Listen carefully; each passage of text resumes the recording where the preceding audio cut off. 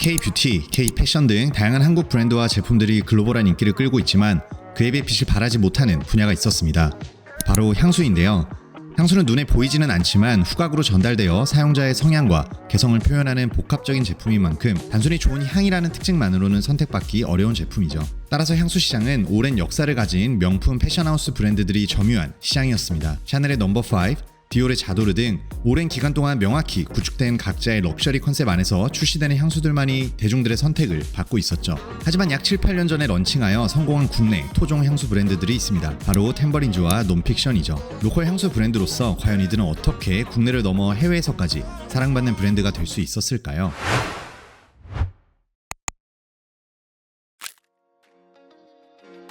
국내 토종, 그것도 신생인 향수 브랜드가 시장에 진입하기 위해 제품 본연의 좋은 향은 사실 기본입니다. 이보다 더 중요한 것은 누가 만들었는가, 그리고 어떻게 알리는가에 있습니다. 이런 면에서 논픽션과 템버린즈는 이 두 요소를 각자만의 방식으로 성공시키며 시장 안착에 성공하죠. 먼저 2019년 12월에 런칭한 논픽션은 현재 배우 윤계상의 부인 차혜영 대표가 만든 브랜드입니다. 패션 편집샵 프로덕트를 10년간 운영한 패션 전문가이며 문화 및 예술 아티스트를 지원하는 스튜디오 콘크리트를 창업하고 이끈 수장이기도 하죠.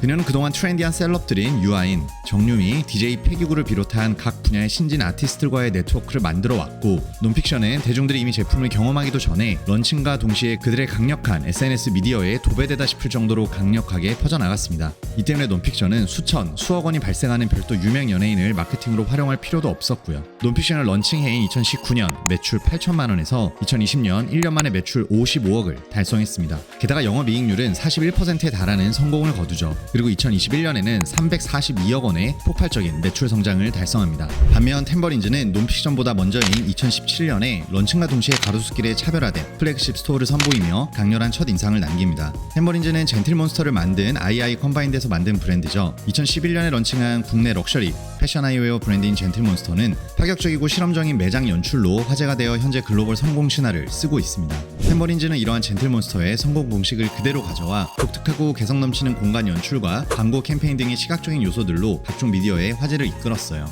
또한 방문객들이 자신의 SNS에 올릴 수밖에 없는 욕구를 자극하며 빠르게 전파되어 시장에 성공적으로 안착했죠. 논픽션과 템버린즈 이 두 브랜드는 전통적인 럭셔리 브랜드들이 독점하는 향수 시장에서 향이라는 제품의 품질을 넘어서서 각종 미디어에서 화제를 일으킬 수 있는 각기 다른 차별화될 바이럴을 통해 사람들의 감성을 울리고 마음을 훔치며 성공적으로 런칭했다고 볼 수 있습니다.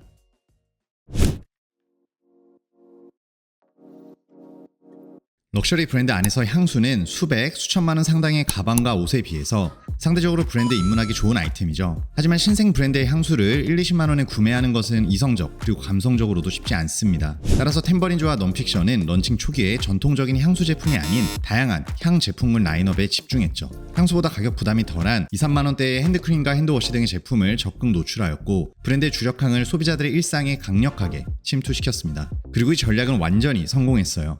화제성을 바탕으로 몰려든 기존 명품 향수를 사용하는 구매력 있는 소비자들부터 신규 MZ 소비자들까지 고객으로 전환해 지속적인 성장을 이끌어낸 것이죠. 합리적인 가격에 차별화된 브랜딩과 소장하고 싶은 디자인 패키지를 선보인 이들의 제품은 어느새 선물하기 좋은 소위 있어 보이는 아이템으로까지 자리 잡았고, 카카오톡 선물하기에서 폭발적인 성장을 만들어냈습니다. 이렇게 시작된 고객의 만족스러운 경험은 이들의 더 다양한 제품들의 확장 구매까지 자연스레 이어지게 되었고요.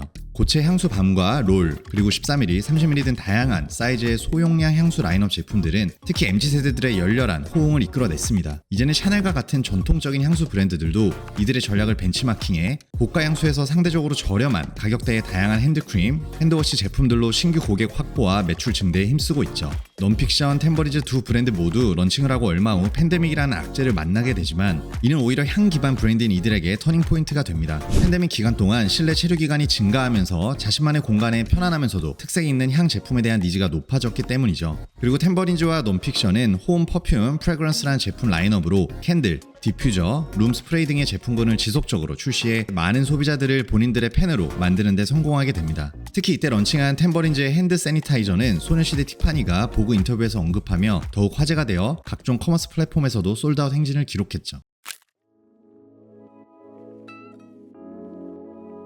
향에 기반한 프레그런스 제품들은 구매 전에 직접 시향을 하고 경험해 볼 수 있는 오프라인 공간이 매우 중요합니다. 논픽션은 모든 뷰티 브랜드들이 갈망하는 올리브영과 같은 유통 채널이 아닌 본인들의 브랜딩에 맞는 공간에 제품을 노출했어요. 한남동, 성수동, 부산 해운대 쇼룸으로 시작해 현대백화점과 주요 편집샵에 입점한 그들의 전략은 성공적으로 평가받고 있죠. 그리고 논픽션의 쇼룸은 차분하고 따뜻한 분위기로 가득합니다. 자연과의 조화를 강조한 부드러운 그들의 브랜딩은 소위 인기 있는 신기하고 강렬한 이미지와는 차별화된 그들만의 이미지를 구축하고 있어요.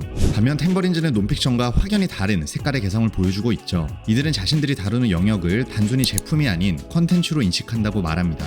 신제품을 선보일 때마다 제품 기획 단계에서 파생된 주제를 바탕으로 시각적인 비주얼과 설치품을 단순히 인테리어 대상이 아닌 하나의 컨텐츠로 표현하죠. 각 매장의 리뉴얼이나 새로운 캠페인이 시작되면 마치 모던한 현대예술 작품이 설치되는 미술 전시관을 연상케 합니다. 특히 성수 플래그십 스토어의 경우는 지하 1층, 지상 3층의 건물을 매입해 오픈하였는데 지상 건물은 뼈대만 남기고 비워놓은 모습은 화제가 되었죠. 땅값 비싼 성수에 그것도 화려하게 빛나는 디올 매장 바로 옆에서 템버린즈만의 개성을 뚜렷하게 보여준 예입니다. 또한 템버린즈의 팝업 예약은 순식간에 매진되고 행사장 앞은 항상 긴 대기줄로 만원입니다. 예술과 상업, 전시와 판매의 경계를 절묘하게 허무는 그들의 공간 연출은 확고한 브랜딩을 넘어서서 사람들은 템버린즈 공간에 들어오는 순간 모든 시선과 오감을 빼앗긴 채 SNS 업로드의 가장 매력적인 컨텐츠의 경험에 만족하게 되는 것이죠.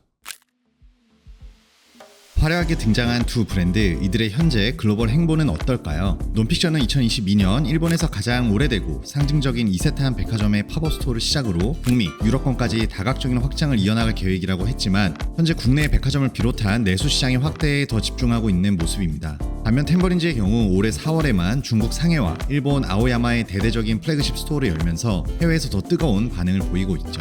젠틀몬스터와 함께 공격적인 해외 시장을 개척하고 있는 템버린즈의 인기는 오히려 대한민국에서 가장 핫한 성수동에서 많은 외국인들이 템버린즈 쇼핑백을 들고 다니는 것을 보면 알 수 있습니다.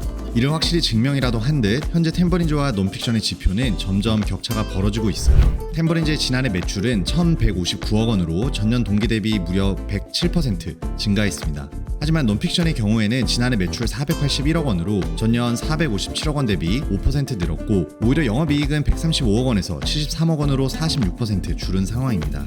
런치인 직후부터 큰 성공을 거두었던 두 브랜드가 현재 큰 격차를 보이고 있는 이유는 무엇일까요? 빠르게 변화하는 트렌드 속에서 지속적으로 새로운 제품과 컨텐츠를 세상에 선보이며 소비자들의 관심을 끌고 사랑받을 수 있느냐가 가장 중요하다고 보여집니다.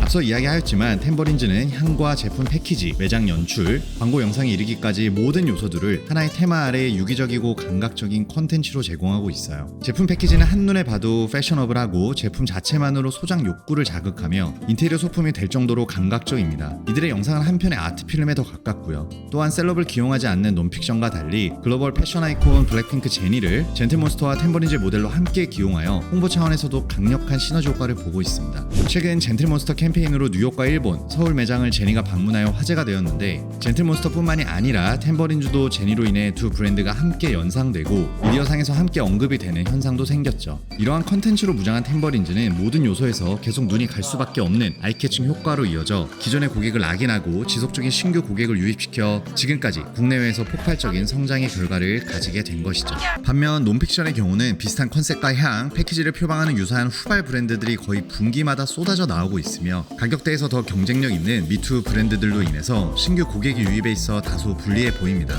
다소 정적인 브랜드의 컨셉도 예전만큼의 화제성을 가지기 어려운 것도 사실이고요. 글로벌 시장 조사 업체 유로모니터에 따르면 국내 향수 시장은 지난해 약 9,200억 원으로 5년 전인 2018년보다 78%나 성장했고 2025년에는 1조 원을 넘어설 것으로 전망됩니다.